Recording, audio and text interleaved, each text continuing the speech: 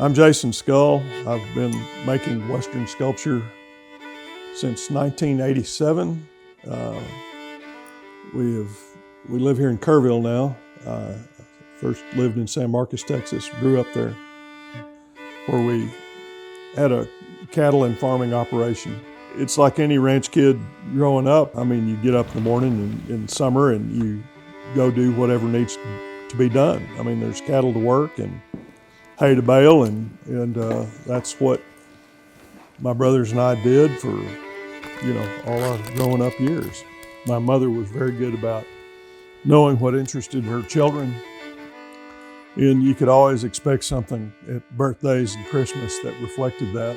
From a very young age, I got art supplies or books relating to art, Western artists, and the works of people like N.C. Wyeth and Howard Pyle, and they could bring a story to life.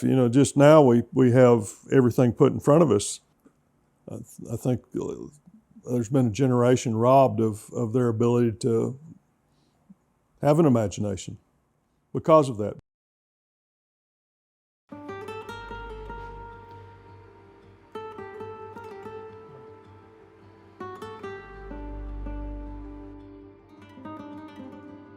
This sculpture I'm calling Cactus Jumper, and as a result I've got to incorporate a lot of cactus in the base without it having it being interesting, having it be of value to the composition as a whole, and determining where those things are going to be placed.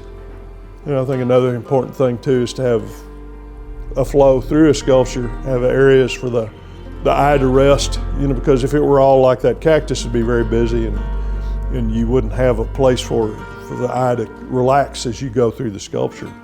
But you have to also at the same time lead the viewer through the thing, which I always enjoy that idea of having that work out.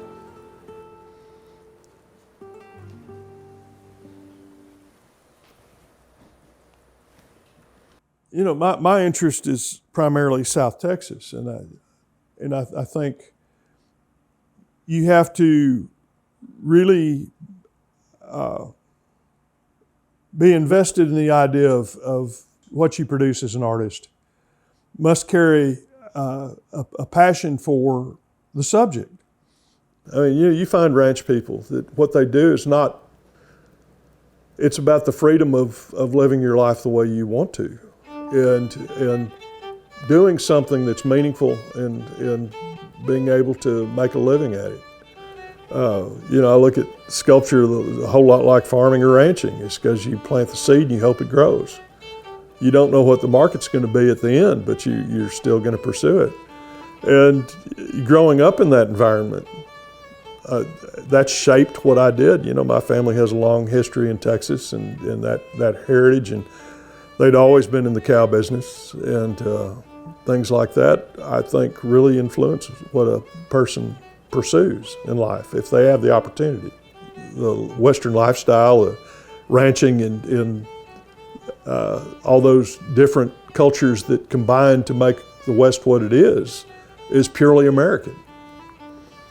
I mean, it captured the psyche of America, and you think of the 50s and 60s and all the television shows they had at that time, like Rawhide and Wagon Train and Gunsmoke, and those things really impacted, the views of the American West.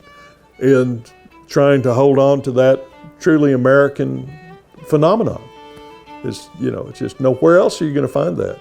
I feel so unbelievably fortunate to be able to create these things and find the acceptance for them. And these guys, they're out there. You just don't see them from the highway.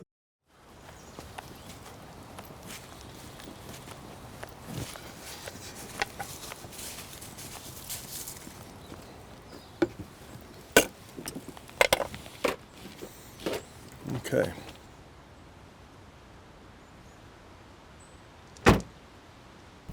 Working from life, of course, my way of thinking is the best teacher. If you have all the information in front of you, you can take that information in and translate it.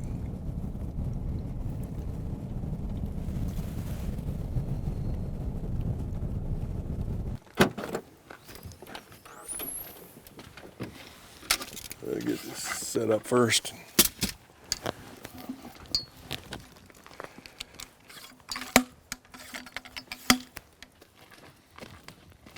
Well, he's not too shaggy. No, he's doing okay. Doing okay for an old horse. Yeah. But he's in pretty good shape. Yeah. 19 years old. Yeah, he's a good-looking pony.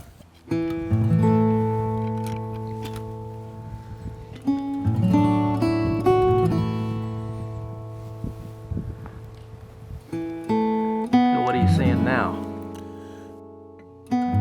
Trying to establish some volumes in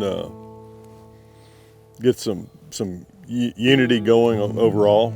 And right now it's kind of not scattered, but I have an idea where I'm going. I'm just trying to look at his head and just the attachment into the neck.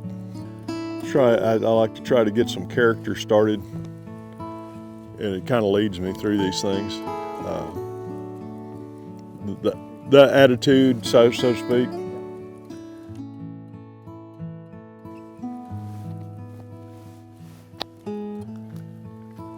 Some animals are just kind.